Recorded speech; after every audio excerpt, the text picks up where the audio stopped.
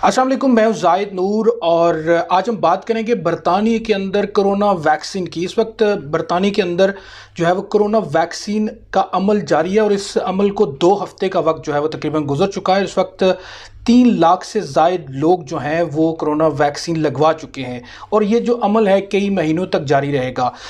हमारे साथ इस वक्त मौजूद हैं डॉक्टर जाहिद चौहान OBE, जिन्होंने खुद तकरीबन 3 दिन पहले ये वैक्सीन लगवाई है। उनसे हम इस वैक्सीन के हवाले से गुफ्तगू करेंगे कि उनका अपना एक्सपीरियंस वैक्सीन लगवाने का कैसा था और उसके अलावा जो लोगों के जहनों में सवालात हैं वैक्सीन को लेकर, क्योंकि इस वक्त जो बरतानिया के अंदर या बाकी ममालिक के अंदर लोगों के जहनों में बहुत सारे सवालात हैं और बहुत सारे शकूक व शुबहात हैं कि ये वैक्सीन जो है वो उनको नुकसान दे सकती है या इसके अलावा उनको उनकी जो फ्यूचर में जो उनका DNA है या इस तरह की बहुत सारी चीज़ें हैं जो लोगों की तरफ से सामने आ रही हैं। इस सारे मामले के हवाले से आज डॉक्टर जाहिद चौहान साहब से गुफ्तगू करेंगे कि वो इस हवाले से क्या कहते हैं। तो डॉक्टर साहब, सबसे पहले तो आपका बहुत शुक्रिया, आपने हमें वक्त दिया। तो आपने खुद वैक्सीन लगवाई 3 दिन कबल, तो हमें थोड़ा सा बताएं कि क्या आपकी उसके बाद वैक्सीन लगवाने के बाद आपकी क्या को असरात हुए या किस तरह आपने फ़ील क्या किया?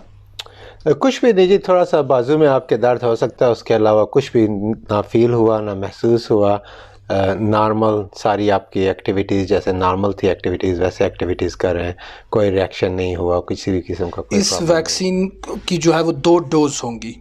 एक डोज लेने के बाद कितना गैप उन्होंने दिया है कि उसके बाद दूसरा आप ले सकें? आपको पहली डोज लगेगी, उसके बाद 3 हफ्ते बाद आपको दूसरी डोज देंगे। जब पहली डोज आपको लगेगी तो उस टाइम पे आपको वो साथ कार्ड देंगे और अगली अपॉइंटमेंट भी देंगे 3 वीक्स लेटर ऑन की। ठीक है, तो ये जब तक आप दोनों डोज ना ले लें तब तक ये इफेक्टिव नहीं होगा। अच्छा डॉक्टर साहब, आप खुद डॉक्टर हैं, ज़ाहिर है, तो ये जो वैक्सीन है आपके लिए लाजमी थी या आपके लिए भी ऑप्शनल थी? देखिए, वैक्सीन किसी के लिए भी लाजमी नहीं है, सबके लिए ऑप्शनल है। लेकिन इनकरेज हम करते हैं लोगों को कि आप वैक्सीन लगाएं, क्योंकि अगर आप वैक्सीन नहीं लगा रहे तो सिर्फ आप अपना नुकसान नहीं कर रहे, सिर्फ अपने आप को ख़तरे में नहीं डाल रहे, बल्कि आपके अपनी फैमिली, अपने बच्चे, आपके दोस्त क़रबा, रिश्तेदार, आपके महल्ले वाले, आप सबको रिस्क पे डाल रहे हैं। तो इसलिए हम स्ट्रांगली सजेस्ट करते हैं, रिक्वेस्ट करते हैं कि आप ये वैक्सीनेशन लगाएं। जो लोगों के जहनों में इस वक्त सवालात हैं वैक्सीन को लेकर कि ये नुकसानदेह होगी इंसानों के लिए, तो आपने तो खुद लगवाई है, तो ये क्या कहेंगे इस पे? देखिए, वो हमारी कंस्पिरेसी थ्योरी ज़ाहिर साहब हमेशा चलती रहती हैं। अनफॉर्चुनेटली देखें, हमारे पाकिस्तान में अभी तक तो हम पोलियो की वैक्सीनेशन के लिए जो है ना फ़ाइट कर रहे हैं, लोगों को कन्विंस करने की कोशिश कर रहे हैं। ये तो फिर बिल्कुल नई वैक्सीनेशन है। बिल्कुल। तो जो कॉमन जो वो कंस्पिरेसीज हैं या मिथ बस्ट हैं वो ये हैं कि जी आप ये इसमें हराम जानवरों की वो शामिल है, इसमें किसी भी जानवर की या किसी भी ह्यूमन बीइंग का कुछ भी नहीं है वो शामिल। ये सिर्फ केमिकल कीमियावी तरीके से बनी हुई है, सिंथेसिस की तरह थ्रू बनी हुई है, और इसमें कोई भी ना ह्यूमन बॉडी का, इंसान का, ना जानवर का कुछ भी कंपोनेंट शामिल नहीं है। इसलिए बिल्कुल हलाल है, जायज़ है वेजिटेरियन के लिए। और ये फाइज़र की जो वैक्सीनेशन अभी आई है उसके बारे में मैं बात कर रहा हूँ, और इसलिए मैंने खुद लगाई। अल्हम्दुलिल्लाह, मैं खुद मुसलमान हूँ, अगर इसमें कोई ऐसी चीज़ होती तो मैं खुद ना लगाता। दूसरी चीज़ जो बड़ी कॉमन हो रही है जी कि ये आपके DNA को वो कर देगी। देखें, आप एडवांस फर्स्ट वर्ल्ड कंट्री में रहते हैं जहाँ पे इस वैक्सीन को ओवर 43,000 लोगों पे टेस्ट किया गया है। बिल्कुल ऐसी है। तो वो अगर ऐसा कुछ भी ख़तरे वाली बात होती तो नहीं लगाते, और ना कोई ऐसा एविडेंस है। और अभी भी देखें, जैसे आपने कहा कि लाखों लोगों को लग चुकी है, तो हमने कुछ फेंट्स या कुछ थोड़े बहुत एलर्जिक रिएक्शन जो किसी भी दवाई के साथ किसी को भी हो सकता है, बेशक आपकी 100 साल पुरानी दवाई हो, कुछ मेजर साइड इफ़ेक्ट इसका नहीं। जिस तरह कि आजकल कॉमनली एक चल रहा है कि इसके अंदर पोक के जो है वो अज्जा मौजूद हैं, उसके अलावा अबॉर्टेड बच्चों की से वो उन्होंने कोई सैंपल्स लिए हैं वो उसमें शामिल किए हैं। बहुत सारी इस तरह की थेरीज़ हैं लोगों का DNA चेंज करने का, कि आपका जहन जो है वो माइंड आपका कंट्रोल किया जाएगा। तो ये जो सारी थ्योरीज़ हैं ये बेसलेस हैं। एब्सोल्युटली बेसलेस हैं। और मैं आपको as a doctor, as a मुसलमान, हर लिहाज से एज ए रिस्पॉन्सिबल पर्सन ये कहता हूँ कि इसमें कुछ भी ट्रुथ नहीं है, ये सब एब्सोल्युटली बेसलेस। बहुत सारे लोग सोचते हैं कि ये वैक्सीन लगवाने के बाद उनके जो बच्चे पैदा करने वाली सलाहियतें हैं वो ख़त्म हो जाएंगी, हुकूमत जो है वो आबादी को कंट्रोल करना चाहती है। क्या इसमें कोई सदाकत है? नहीं, इसमें कोई सदाकत नहीं है। सिर्फ जो वैक्सीनेशन पे उन्होंने कहा जी कि अगर आप वुमेन हैं, आप वैक्सीन लगवा रही हैं, तो कोशिश करें कि नेक्स्ट 2 मंथ्स के लिए आप प्रेगनेंसी अवॉइड करें। और सिर्फ इस वजह से कहा गया है क्योंकि प्रेग्नेंट वूमेन पे अभी रिसर्च नहीं की गई इस वैक्सीन की, और ना आपको कोई प्रेग्नेंट वूमेन अपने पे रिसर्च करने देगी, और इस वजह से कहा गया कि आप 2 मंथ्स के लिए अवॉइड करें। उसके अलावा इसमें कोई भी ऐसी सदाकत नहीं है इन वैक्सीन हुकूमत की तरफ से बरतानी के अंदर लाजमी करार नहीं दी गई है, लोगों को एक ऑप्शन दी गई है कि आप लगवाना चाहें तो लगवा सकते हैं। तो ये अगर जो लोग नहीं लगवाते तो उनका वो किस तरह इस सोसाइटी के अंदर या इस मुल्क के अंदर किस तरह सर्वाइव करेंगे वो? देखें जी, बड़ा मुश्किल काम है। पहले तो बात है कि आगे फ्यूचर में क्या होगा। यहाँ तो दिन रोज़ाना चीज़ें चेंज हो रही हैं, ठीक है, क्योंकि कोरोना वायरस जैसे चेंज हो रहा है वैसे वैसे गवर्नमेंट के एक्शंस भी चेंज हो रहे हैं। जैसे आपने देखा कि पहले क्रिसमस पे 5 दिन लोगों को मिलने की इजाज़त थी, फिर 1 दिन की इजाज़त दी गई, फिर अब जो है ना लंदन और सारा जो साउथ ईस्ट है वहाँ पे किसी को मिलने की इजाज़त ही नहीं है, बल्कि उन्होंने Tier 4 और सीवियर रिस्ट्रिक्शंस लगा दी हैं कि स्टे एट होम।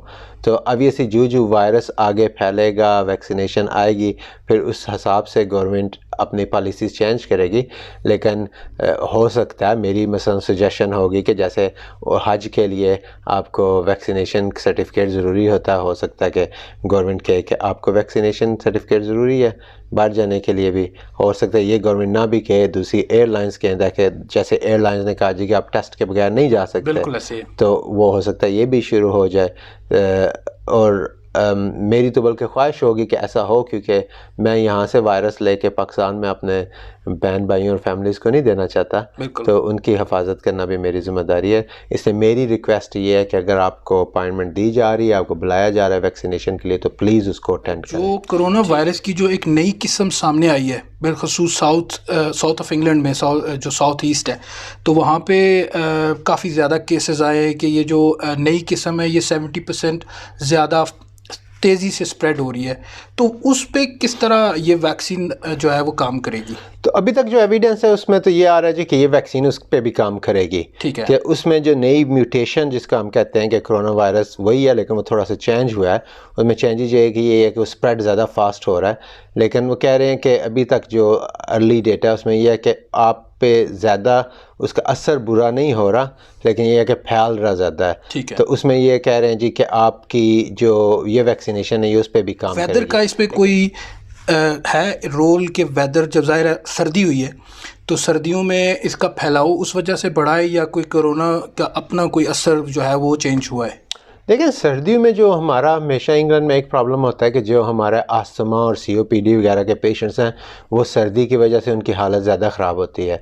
अब ये क्लियर नहीं है कि कोरोना वायरस सर्दी से कम होता है या ज़्यादा होता है, लेकिन हमें ये पता है कि सर्दियों में हमारे जो ऑलरेडी बीमार लोग हैं वो ज़्यादा बीमार होते हैं। ठीक है। अब अगर वो ज़्यादा बीमार हो रहे हैं, उन्हें अस्थमा, दमे की प्रॉब्लम है या लंग्स की दूसरी प्रॉब्लम है, तो वो जब बीमार होंगे, अगर उसके ऊपर उन्हें कोरोना वायरस भी हो जाए तो हमें पता है कि उनके हालात ज़्यादा ख़राब हो जाते हैं।